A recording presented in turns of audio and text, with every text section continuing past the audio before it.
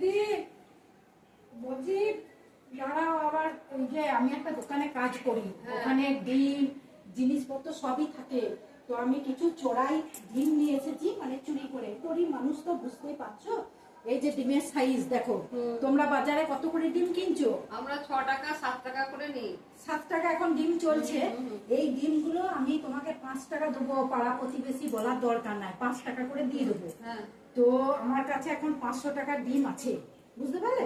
তো কাউকে বলার দরকার নেই, 500 টাকা আমি ইয়ে করবো, আমি ডিম দিয়ে চলে যাচ্ছি, তুমি ইয়ে করো, ডিমগুলো নিয়ে নাও, আমাকে 500 টাকা। 500? হ্যাঁ। 300 হবে না?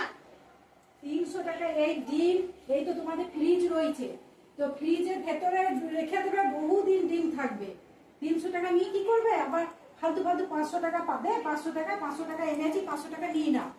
আমি তাহলে চলে আছি, আর ব্যাগটা থাক, আমি পরে ইয়ে করবো, ব্যাগটা আমি পরে নিয়ে ঠিক যাবো। আছে, 500 টাকা। আচ্ছা, তাহলে 500 টাকা আমি এই দেখো ডিম রইলো। 500 টাকা ডিম আছে।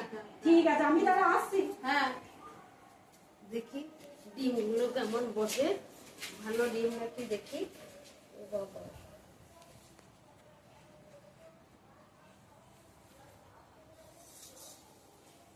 ও বাবা, ডিমগুলো যে গো বেল ভরে দিয়েছে, বেল ভরে দিয়েছে গো। ডিম কোথা সব বেল ভরে দিয়েছে গো। হাই হাই হাই হাই, আমার 500 টাকা গেল গো, আমার 500 টাকা গেল।